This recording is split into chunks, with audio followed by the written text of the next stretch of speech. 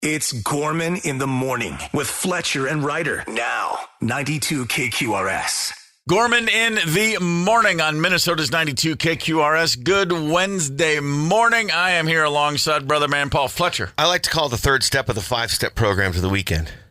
Wow. Fair enough. I like that. I mean, I figure 5 steps can, get us through it. First time. I like it. I like it. Good. Ryder. Gnarly, weird stuff going down. That's what I'm looking for today. I'm looking for some gnarly, weird stuff going down. Well, you are in the right place. Hell yeah. You're in the right place, my Yes. friend. I'm feeling Minnesota at the top of the hour. Paul Fletcher's about to lay down some headlines. All right, wildfire smoke from those darn Canadians has triggered an air quality alert. This one is red, which means it's bad for everyone, not just sensitive groups. Here's the kicker.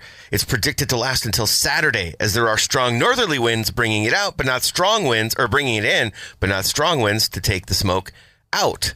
So that's fun. Yes. Yeah, you know what? Being one of those people that likes to whine about this stuff, I'm already feeling it, as I always do. I can be like your guys' barometer for air quality, basically. Good to know. Yesterday, the city of St. Paul declared a state of local emergency following what they're calling a, quote, deliberate coordinated cyber attack, which started last Friday. As of Monday, St. Paul has shut down all information systems and called on Governor Tim Walz, who activated the Minnesota National Guard, including its cyber protection unit. The outage has affected Wi-Fi in municipal buildings, library services, online bill payments, and internal city applications. Emergency dispatch via 911 remains operational, though. Some back-end systems have been disrupted. St. Paul has hired 2 national cybersecurity firms, and it's cooperating with the FBI to investigate the attack, which bears hallmarks of ransomware-style activity. Cyber criminals, or as I call them, cyber douchebags. Yeah. They're not very nice. I feel like we haven't gotten a dollar amount, or maybe the officials in St. Paul have, but they haven't actually asked for any money, or at least haven't announced that publicly. This is freaky. It's not cool. Yeah. Not cool at all. Especially if they don't want dollars, because then they're just doing it to wreak havoc. Yeah. Yeah. The FBI is in on this stuff. Like, it's blowing up nationally. This is nuts. I like good old-fashioned crime, which is just give me money and I'll go away. Yeah. Beyond that, no, man. Back off. Let's go rob some banks. Yeah, Yeah. come on. I knew this was going to happen 30 years ago when I watched Sandra Bullock in The Net. Mm-hmm. Yeah. It's just a matter of time. Mm-hmm. God, that was a great movie at the time. Come on, man. I bet it doesn't hold up. Oh, what do you... Come on. It's Sandra Bullock in a variety of sweaters. What else do you need? Hawaii and the West Coast from Alaska to Southern California are currently under a tsunami advisory after an earthquake off Russia's Kamchatka Peninsula was reported by U.S. officials to be magnitude 8.8. This ties it for the, brace yourselves, 6th most powerful in recorded history. God. Yeah? The first tsunami waves arrived overnight in Hawaii and California and are expected to continue this morning. It does sound largely like major crisis has been diverted. Yeah. Because the waves aren't massive. However, they're saying it's going to take daylight and several hours before officials can assess to the full extent of damage. Okay. I was in an earthquake once that measured 6.7. And it was by far the most terrifying thing I've ever experienced. And, a 6.7 to a 6.8 is a huge difference. Every one of those tenths of a point is big. And 8 point something is beyond unimaginable. Yeah, I think 8.8, almost 9. This Richter scale only goes up to 10. You only have 10 spots. Alaska in the 60s had a 9.2. It lasted 5 minutes. Oh, no. The one I was in cow. was 20 seconds. Yeah. It's beyond belief.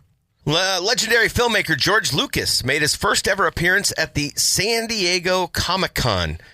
He was joined by director Guillermo del Toro and others on a panel to give fans a preview of the Lucas Museum of Narrative Art that's expected to open next year in Los Angeles. Lucas told those in attendance the museum is going to be, quote, a temple to the people. Lucas noted that he's been collecting everything from comic books to memorabilia since his childhood. Del Toro is a board member of the new museum and noted that after surviving the LA fires earlier this year, he was looking to house his personal collection of art as well. So I guess that's the foundation of this museum. I mean, okay, George, temple to the people. Come on. Makes I me love think Star of Wars, but still reminds me of the People's Temple. A little bit rough there, Jim Jones. Oh my God, calm down. George Lucas appearing at Comic-Con. That reminds me of The Bill Burr bit after Steve Jobs died where he referred to him as Nerd Jesus. Yeah. I cannot imagine anybody meaning more at Comic-Con than George Lucas. That's walking on water out there for those people. 100%. And you know what? He's collected comic books and memorabilia over the years. I don't think it's just Star Wars stuff, right? Yeah, sure. I think it's a little bit of everything. Okay, then. So he's Nerd Jesus and Nerd Yeah. Buddha. Yeah, well, I'm just saying, I don't think it's just going to be a Star Wars nerd temple. I think it's going to be a lot of stuff. So, temple to the people is a little much. Okay. Not this person. That's what Ryder's saying. You people over there, not this gal. Yeah. David Gilmour's Live at the Circus Maximus will be released in theaters in September. We're getting kind of a run on, I think, artists and bands have identified a place to make some money, and that is put concert films in theaters because it's happening quite a bit. Apparently so. In September, and a live album is expected in October. The film captures Gilmour's return to Rome's Circus Maximus at the beginning of last year's Luck and Strange tour, his solo album, which was pretty great, actually. There you go. Haven't heard of Note, but I take your word for it. It's good. Yeah, it's solid. The funeral procession for Ozzy Osbourne has officially kicked off in, how do you say it? Say Birmingham for me. Birmingham. Thank you. The procession will pause at the Black Sabbath bench and bridge to allow fans to pay their respects. As you can imagine, they've filled the sidewalks around Broad Street as the procession makes its way through the crowds. Mm-hmm. I've got the link up on our socials if you want to check it out. Fantastic. I've got it streaming on YouTube right now. Let's go check that out. An Ohio man from East Rochester overslept, missed work, and then decided to stop at his favorite gas station for an energy drink. You're already running late, probably need to get going. Sure. Despite his late start, he purchased a $30 scratch-off ticket and won $500. He was feeling lucky, so he bought more tickets, including a Monopoly 200 times ticket, which turned out to be a $50,000 winner. There you go. This is the second time in 4 months he's won a big prize on a lottery scratch-off ticket. In March, after his truck slid off the road, he won $20,000 and used that to buy a new truck, and now he plans to use this money to pay off that truck. Wow. Well then, I mean, what a deal. Good for him, and piss off, dude. Right. Yeah. Man. At the same time, yeah. Ohio, he's just crushing it in Ohio, this dude. No, I'm not above just being very dismissive of people who win lotteries. Yeah. Come on. I think we're supposed to, right? I'm sitting on a $4 ticket right now. I just haven't cashed it in. I'm just savoring when I go in there and go, I think this is a winner. A pair of Kobe Bryant game-worn shoes have sold at auction. They were sold on Monday by SCP Auctions. Bryant, who died in a helicopter crash in 2020, wore the shoes during his first ever NBA start on January 28, 1997. He was just 18 years old at the time. The autographed Adidas EQT Top 10 are now the second most expensive pair of Kobe Bryant shoes ever sold. Let's get a guess from each of you on what they went for. I mean, it could be $1.4 million. You could say 59,000 or 1.4.1 million, and I'd be like, no idea. Well, you're supposed to guess. 240,000 is the correct answer. I'm a little off. I'm just, I'm not a collector, and if I had a bajillion dollars, I still don't think I'd be a collector of stuff like that. So I'm just forever mystified and bewildered when someone's like, I'm going to pay $250,000 for someone's shoes. I just don't get it. Right. Yeah, 100%. Sports. Those shoes aren't going to make you play better, buddy. No, and then you just have to protect them. You're just creating another job for yourself. Thank you. Protecting these shoes. You got to get insurance. You got to get some kind of case. It's freaking ridiculous. You put them in a glass case that's impenetrable. You put a camera on them, and everything's fine. Yeah, and then some cyber douchebag figures out a way to get into that glass case. That's cyber. He can't. No, they're all the same. They're all the same. They'll figure it out. They'll cyber deliver a penetrating something to something, and there'll be some elusive numbers, and who knows? I don't know. That's It's all somehow they're probably trying to steal the recipe for pig's eye or something like that. It's all ones and zeros. That's what I hear. And then the sneakers just disappear. I don't know how that works. Okay. The Twins suck. I know that much. They lost last night to the Red Sox 8-5. Couple of things worth noting, though. Brooks Lee, step up and have a game, dude. He drove in all 5 of the Twins' runs with 3 hits, including a home run from the left side of the plate and a home run from the right side of the plate. That's cool. Not a bad night. He's only the 6th player to ever do that for the Minnesota Twins. Same game homers from either side of the plate. Nice. But also Pearson Ole called up from the minors to start in the game after they traded Paddock to the Tigers. What did he do? Struck out the side in the first inning of his first ever Major League start. And then nice beginning. And then in the second inning, put them down after giving up one home run. And then by the fourth inning, he gave up a cycle in one inning to the Red Sox. It fell apart. But hey, man, good start for the kid. Yeah. Very exciting. And then it all went awry. But again, the headline, we lost again. Yeah, I mean, at this point, it's, throw stuff at the wall and see what sticks, Minnesota Lynx will be throwing the Liberty against the wall tonight, hopefully, at the Target Center. If anybody forgot, we got hosed in the finals last year. Make no mistake about it. I will forever see Brianna Stewart going to the free throw line and go, you got to be kidding me. Yeah. And I'm not one to get too all, the refs suck. But, I mean, that was just one of the more egregious things I've seen in my life. Anyway, the first rematch tonight at the Target Center. Over the next 18 days, these teams will play 4 times. Oh, holy cow. Little anomaly in the schedule this year. That's kind of weird. So let's go Lynx. Let's have a moment for our friends in Osseo. Hell yeah, Osseo. Come on, Osseo. The Good American to have you Legion, with us. baby. We know that. Glad to have you with us this morning, Osseo. Gorman in the morning. Coming right back. 92 KQRS. Streaming from 92KQRS.com. Gorman in the morning is back. 92 KQRS. On Minnesota's 92 KQRS. Good morning to all, especially John Payne. Who is he? He's a 90-year-old gentleman who has now recognized if you want to piss off everyone on a golf course, all you got to do, especially when you're 90, is step up and hit your first hole-in-one on your 90th birthday. A miracle shot. There's a bunker in front of the green, and by sheer accident, it got over the bunker and hit the downslope, and it just travelled and travelled and travelled. And my friend said, it's going in the hole. And it did. Wow. Sounds just thrilled. I tell you what, man, if you're doing a backflip at 90 over a hole-in-one, I don't think you've had a good enough life. I think that what we can determine is that John Payne has been Livin. He's like, well, it went in. I was shocked, really. Yeah.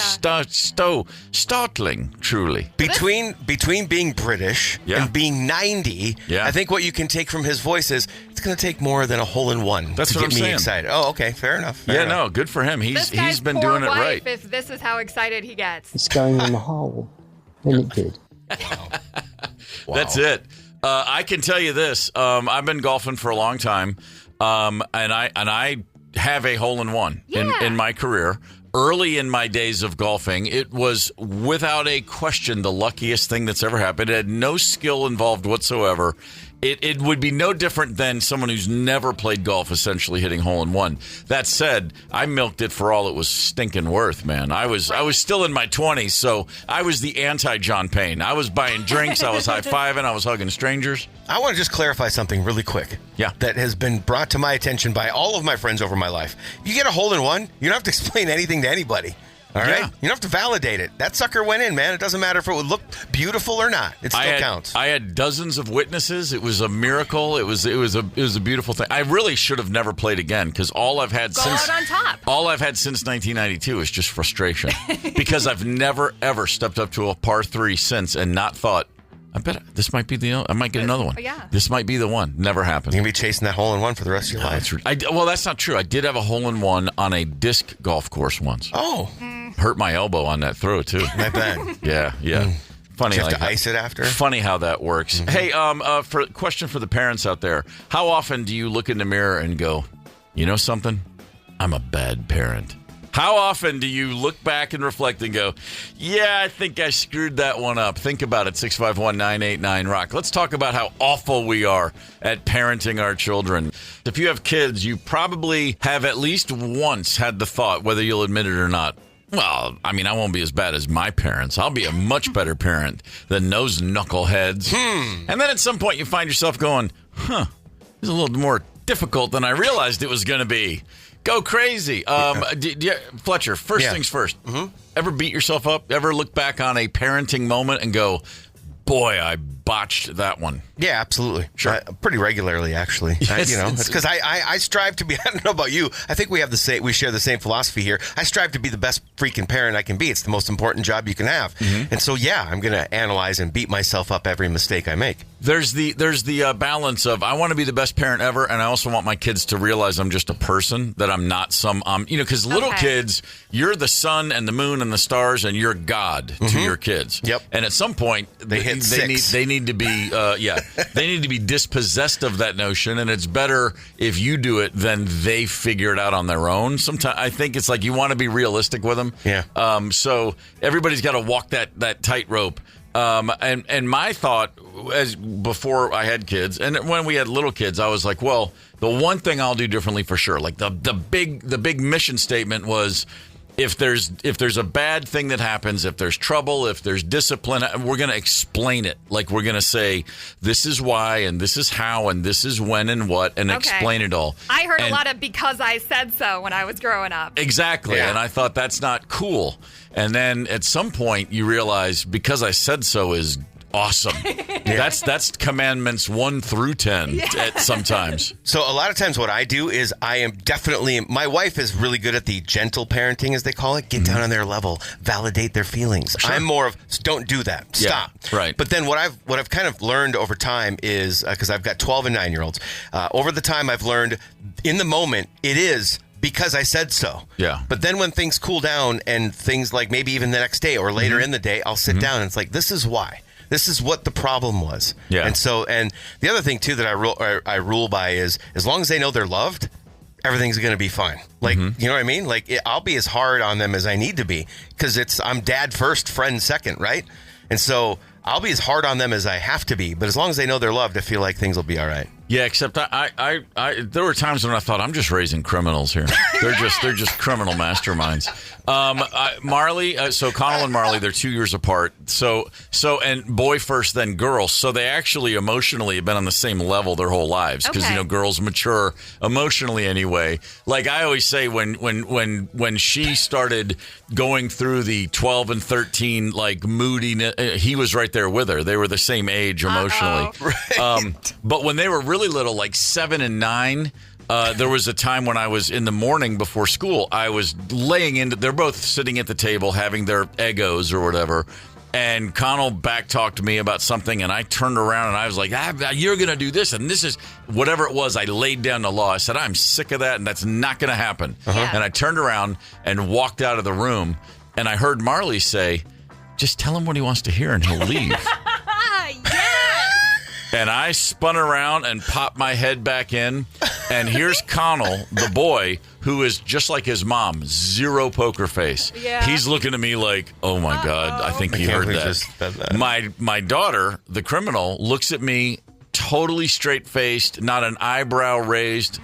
It gives me the look of, what? Yeah. And I said, what did you just say? And she goes, what? I said, what did you just say? She goes, I didn't say anything. And I'm looking at Connell, and he is like starting to sweat, and he's not even the one who said it. I said, did you just say if Connell tells me what I want to hear, then I'll leave? And she just looked at me and did not answer, just took the fifth. And I was like, oh, my God. I mean, I was astonished. I was like, man, she's kind of like me. How did you react, though, in the moment? I don't even remember, because I was so blown away. I mean, I said, like, hey, and then it was like, I guess we have to have a talk now about... I don't know. Literally, because it was such a hammer to the head that she could just look at me like that. She's going to sail through life. Like, that is she is. No. I've said for years, I'm not worried about her. Yeah. He's the one I'm concerned with. Yeah, for sure. The other one, and I set myself up for this. Because the other thing you learn as a parent that you cannot understand until you're in it, they observe and remember every single thing. They know when you go sneak an extra spoonful of chicken salad. They know when you do anything like one last drink before bed or whatever. They're like, they just see everything you do that you wish you didn't do. Yeah. They're aware of it. And at some point you recognize, who cares about CCTV? I have 2 children in the house. I can't get away with murder. Who needs a ring? Yeah. And so, but I set myself up once. I told my son, we were just in a conversation, and it wasn't a heavy thing at all, but I said, Hey, man, as long as you guys never look at me the way I looked at my dad, we're going to be good. That was just like a paraphrasing. It came out. He sat on that for like 7 years. And then once when I really got in his face, when the most egregious breach of how dare you talk to your mother like that, I got right in his face. I didn't get physical, but it was all but. And I was in control, but I didn't want him to know that. And I was letting him know I will take, it's the old line. I brought you into this world. I'll take you out. And he looked at me and he said, well, now I know what it was like to be you when you were a kid. Oh! And I mean, and I knew right then I have a choice. I either melt or I double down. And I doubled down, baby. I was like, you think you know? And I just went from there. Show him who's But then, of course, an hour later, I was like, hey, man, listen, we got to talk about this. I was like, honestly, and then 2 years after that, he goes, I was waiting for that one. I mean, he told me. He goes, I was just knew there's going to be a moment when I have to pull that ripcord. And, of course, I was kind of proud of him. I was like, that's a pretty good dude. You got to love the crafty kids, the ones that, that lie and cheat and steal. It means they're thinking. Check this out. The average parent says they look back and go, well, about 3 times a week I do something I could have handled better. That means about 156 times a year. Wow. I think to me that seems about right. I don't have kids, but I hear a lot of the, God, I'm not good at this confessions from my friends. Or I hate these little bastards. I love them, but they're driving me nuts type thing. No, if you are a parent who's at all engaged with your kids, you have dozens of opportunities a day it's a coin, it's like you're either going to handle it right or handle it poorly. Yeah. And it can be as simple as when your kid's like, hey, how do I do this? And you go, I've already explained it. Or, I'll show you again. It's like it's like everything is an immediate snap decision. And so 156 times a year, honestly, I'd say you're doing pretty good. Yeah, I think that's low. Yeah. I mean, I have days where I have 3 in a day. Sure. You know what I mean? If I'm tired and strung out from our crazy hours and just haven't gotten enough sleep or whatever, you know what I mean? Or the schedules are busy, your patience are minimal sometimes. I can snap at them for no reason 3 times a day. I got some great advice. Rosemary and I are both the youngest of big families. We both have, she has 6 older siblings. I have 7 older siblings. Okay. And so by the time we had kids in our mid-30s, we had been like taking notes and asking questions. And then we got a lot of really, really great advice along the way. And then we put the kids in a preschool, and this old crazy lady that ran it was brilliant with kids. And it was kind of like dog training. Once you know how a dog thinks, it's real easy to teach them how to do stuff. And the simple things, the reminders of, I remember Connell got in trouble for cussing at school when he was like 7. Okay. He said a bad word. I don't even remember what it was, but he said a bad word. And it was not the first time he'd done that. And he did not cuss around it. We didn't cuss around him.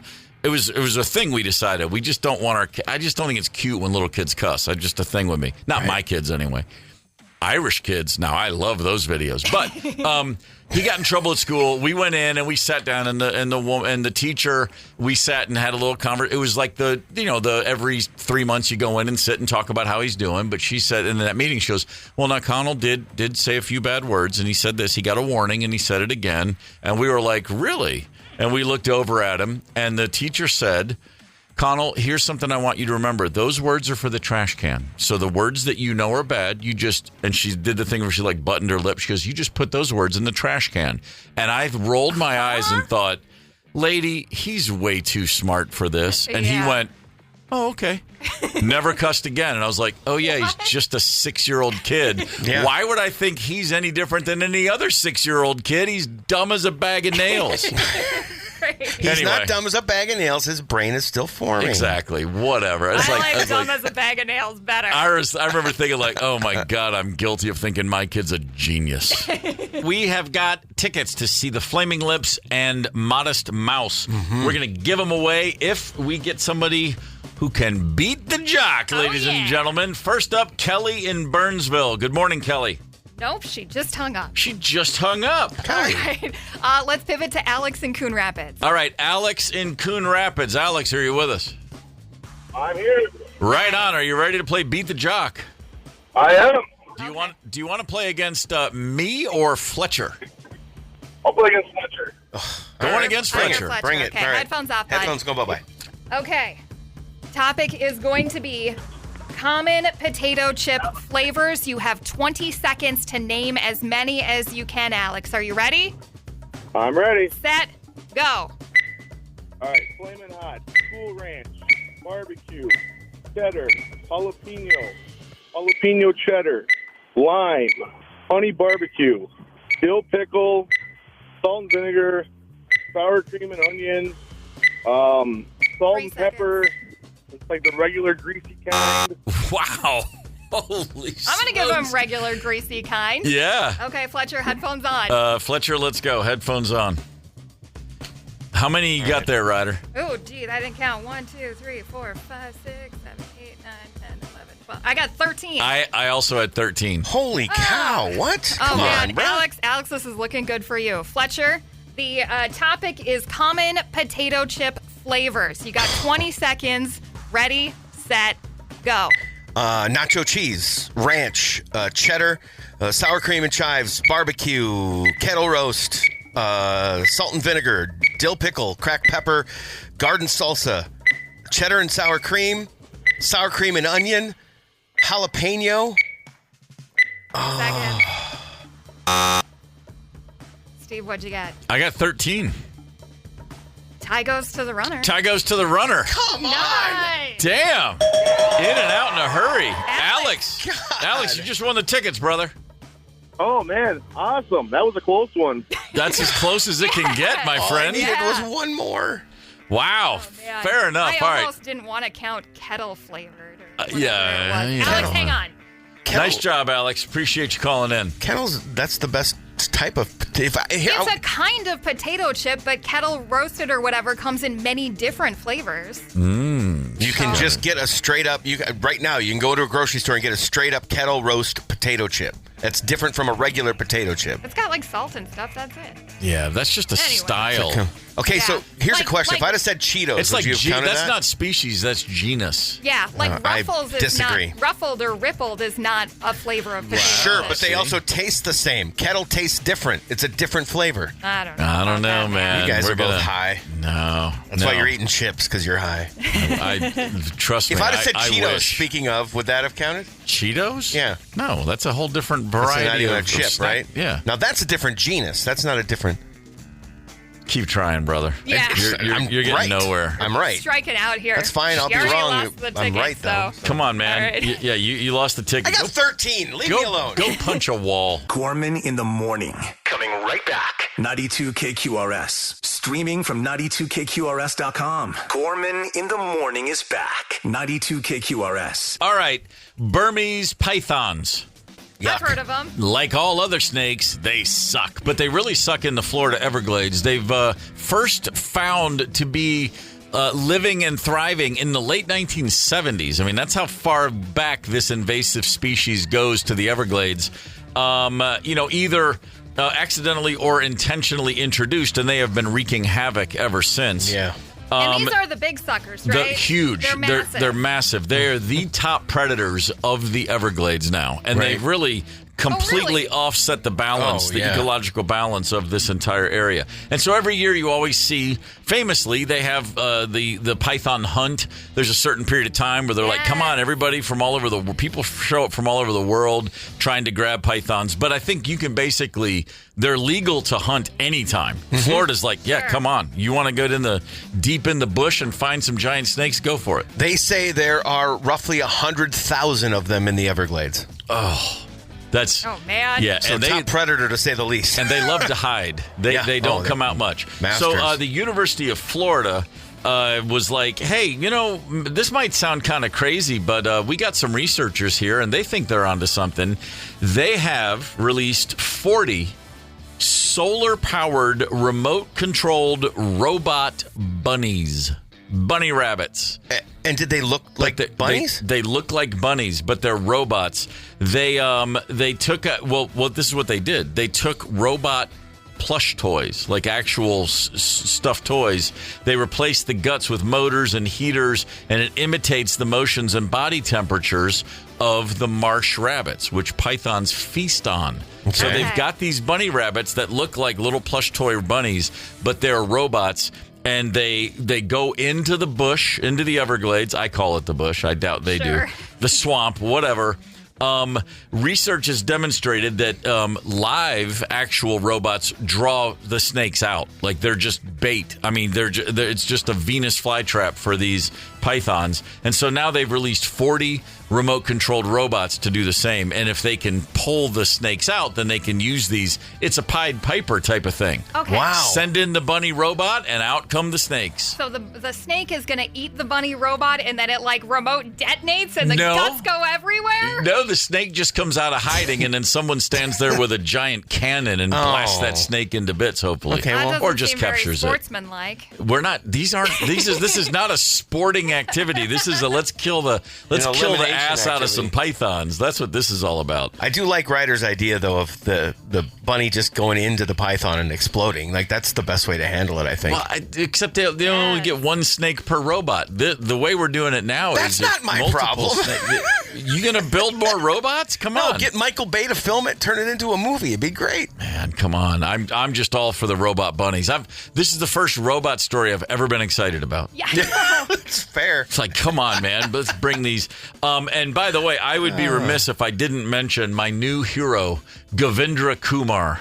Is this the inventor of the robot bunny? No, Okay. Govinda Kumar is a 2-year-old boy in India, and This is he a weird truly hero? is my new hero. Okay. He was outside playing with friends, and a cobra slithered up and coiled itself tightly around his arm. Again, What? a 2-year-old boy had a cobra coiled up around his arm. What did he do? Well, he didn't panic.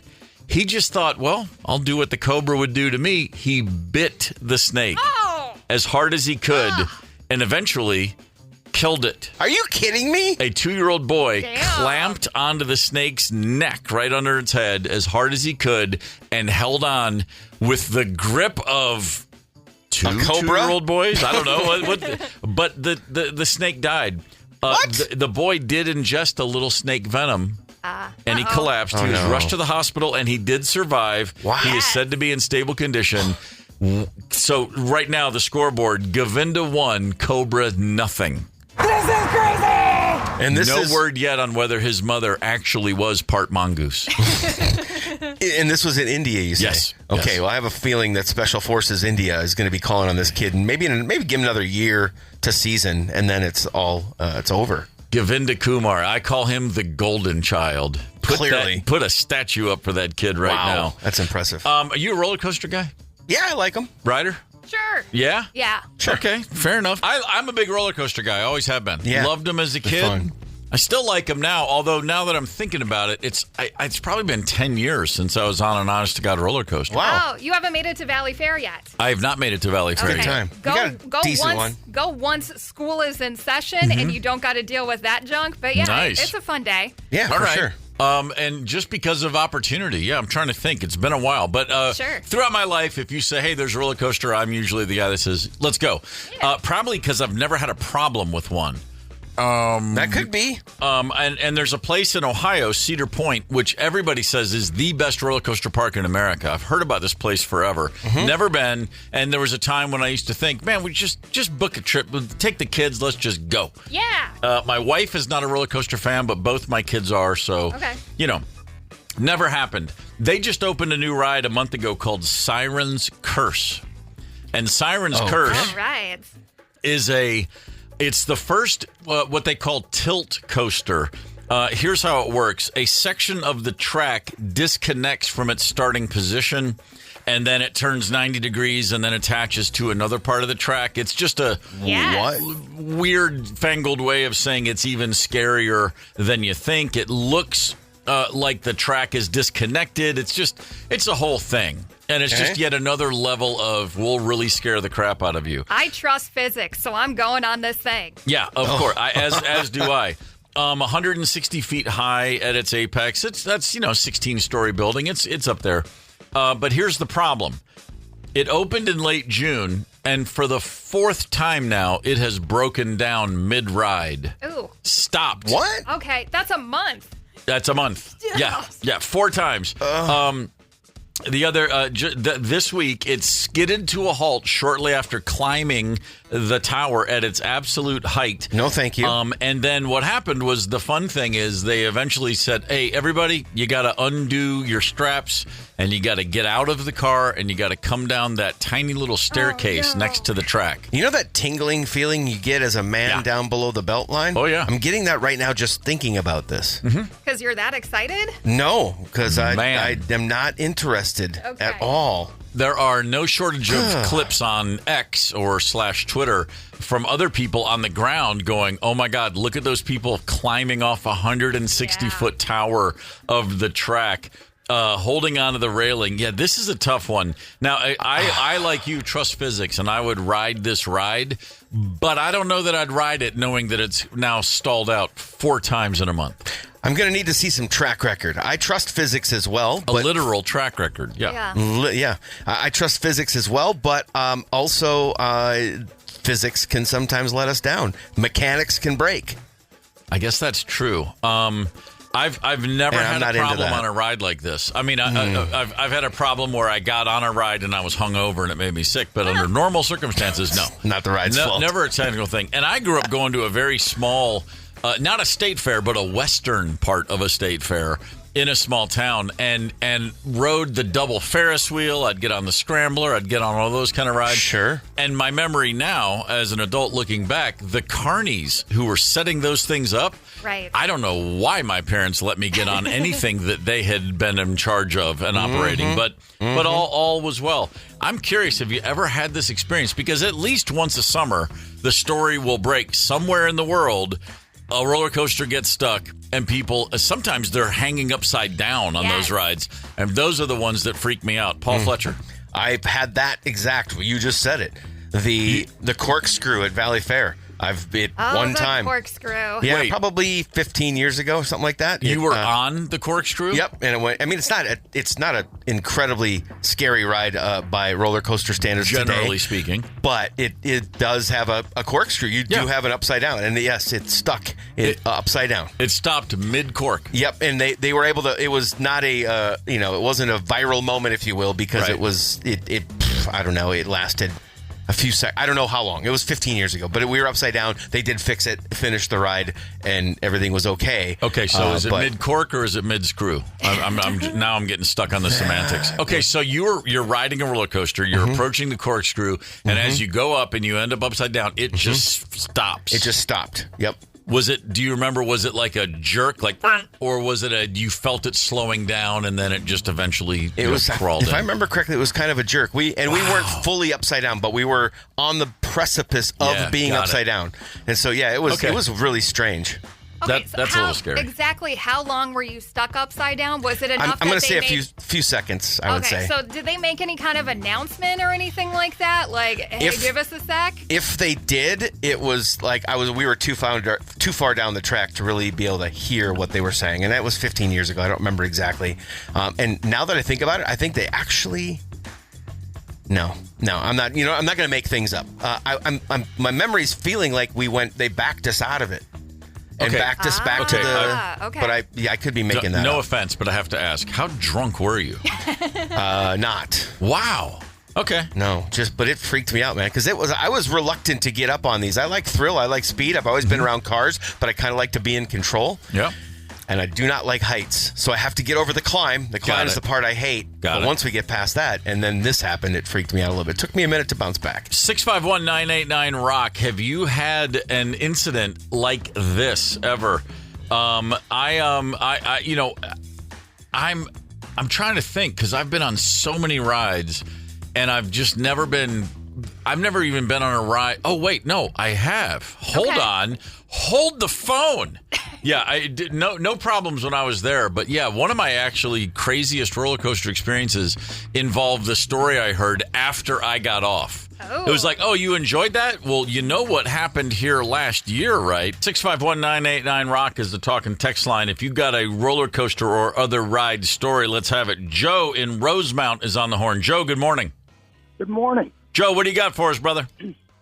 So about 20 years ago, myself and at the time my 10-year-old son, we were on the Dueling Dragons roller coaster down at Busch Gardens in Florida. Okay. the premise is there's 2 roller coasters, a red one and a blue one, and they basically both start out at the same time, and you go up the incline, and then they kind of race, and you see which one wins at the end. Well, we had gone on the one roller coaster, got off, got onto the other one, and started going up. So they go up the main incline with the chains, clink, clink, clink, clink, clink, clink, clink. Yeah. And we were the 3rd car back, and as soon as it got up over, and the first cars kind of go over the top of the incline, the whole thing stopped. Stuck. Oh. Oh, no, thank you. Now, they do have one of those little platforms, where they kind of walk you down. Yeah. But we were the 3rd car, so we were already overhanging Oh. on the downward slope. Yeah. And there's no platform on that side. So it took about an hour and a half for them to get everybody else down the roller coaster, and then they literally had us have to climb from our car back a couple cars, climb out of the car, then onto the incline, and then walk us all the way down. Oh, God. No thanks. Yeah. Do they give you any kind of safety harness? That was crazy. Did they give you a beer and a pat on the back? Did they give you a free pass for life? Anything? They didn't give us anything, but I've got my wife at the time was afraid, and still is afraid of roller coasters. So we got some pretty good video of us way, way up there for an hour and a half. That's about it. Yeah, probably didn't do anything to help your wife's fear on that one. Joe, thanks for the call. Casey is in Stillwater. Casey, good morning. Casey. Yeah. What do you got for us, my man? Yeah, in 2006, I was on Wild Thing at Valley Fair with my girlfriend at the time, and we were in the back car, and the brake mechanisms on the train weren't working properly, and they were testing it out, and they let the cars go anyways, and we ended up derailing over on the right side of the track, and if we would have went to the left side of the track, we all would have been in the car and fell about 50 feet off the track, and we had to sit and walk on the rails and the beams across back to the platform and take a nice ambulance ride to the hotel. And I know there were some kids that lost some permanent teeth on there. I couldn't lay down for 6 weeks, and so it was quite an ordeal. Oh my God, that sounds horrible. I vaguely remember hearing about this. Casey, people lost teeth? Apparently so. And we lost Casey. Oh, 2 words he fell out of the roller coaster just now. 2 words you don't ever want to hear with roller coaster is roller coaster and derail. Yeah, no kidding. I mean, stops are one thing, derailing. The West Edmonton Mall in Canada is the precursor to the Mall of America. It was the biggest mall on the planet forever. They also have a huge amusement park inside Fantasyland. 1990 went there and rode the roller coaster. It was called the Mindbender or something like that. Okay. And we were on tour, and a promoter rep took us, and he knew the guy. Long story short, he goes, you can ride it a few times in a row. You don't have to get off and wait in line. Nice. I'd never had such a perk in my life. 6 straight times rode this roller coaster. Multiple upside downs, corkscrews, the whole thing. Yeah. After the 6th one, I'm like, that's it. That's plenty. So there's a couple of us. We get off, and I was a little wobbly. I was like, oh, my God. I feel like I can't walk straight. It was really exciting. And as we're walking off, the guy goes, you know what happened here a couple years ago? And I'm like, no, what's that? And then he told us the story very famously. The roller coaster's back car somehow separated 3 deaths and 1 critical care. For the 4 people, 3 of them were killed. Oh, man. It's one of the most horrific things ever. And it was that same coaster. They had rebuilt it and refurbished it. But I was like, I don't think I would have gone for 6 in a row if I'd known that was the case. No, you would have cut it off at 3? 3. Cut it in half. Absolutely. We got a couple of texts. James said, I nearly fell out of the safety lock bar, the bar that's supposed to hold you in, on a coaster called Steel Eel. I only did not because the person I was riding with hauled me back into the seat by my collar. James was saved by the collar. Good partner next door. Wow. Yeah. One other from our friend Maggie, who will be on the show tomorrow, I believe. Nice. That's true. She says, she's a comedian, Maggie Ferris, so I had to verify this was a true story. I was on a tilt-a-whirl once. The ride started, and then the carny running the ride passed out, didn't stop for a half hour. Many pukes. I said, this is true? She said, Yes. Yes. Real story. Oh, yeah. County fair in Wisconsin somewhere, she said. Fantastic. Damn. I would have been down with that. I could go for a 30-minute on a scrambler anytime. Big fan of the scrambler back in the day. Oh, God, a tilt-a-whirl, though. 651-989-ROCK. Keep them coming. Gorman in the morning.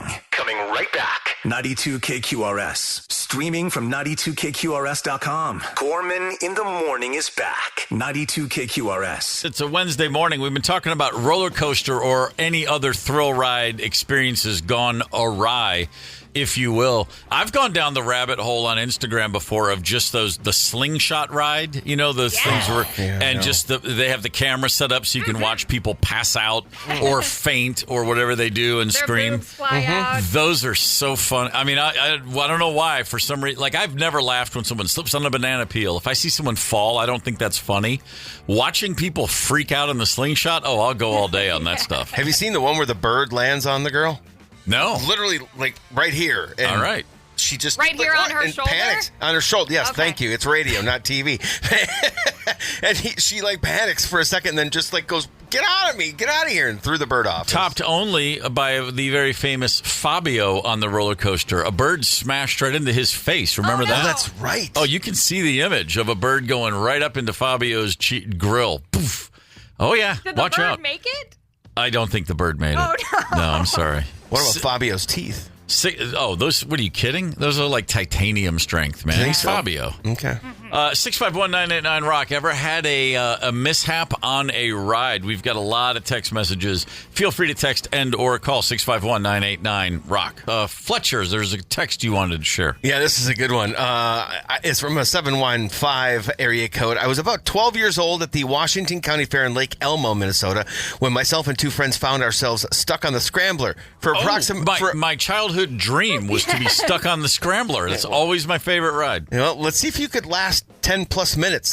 That's how long this was. The carny that was operating the ride sliced his hand, was taken to medics somewhere on the grounds to be wrapped up as we stayed stuck on the ride. What started out as a fun time became very green real quickly. Okay, wait. So you're stuck on the ride. The carny somehow slices open his hand, and they don't immediately stop the ride, push the emergency button. They just let it go? No. I don't think there's a lot of, when it comes to county fairs, I don't think there's a lot of logic applied.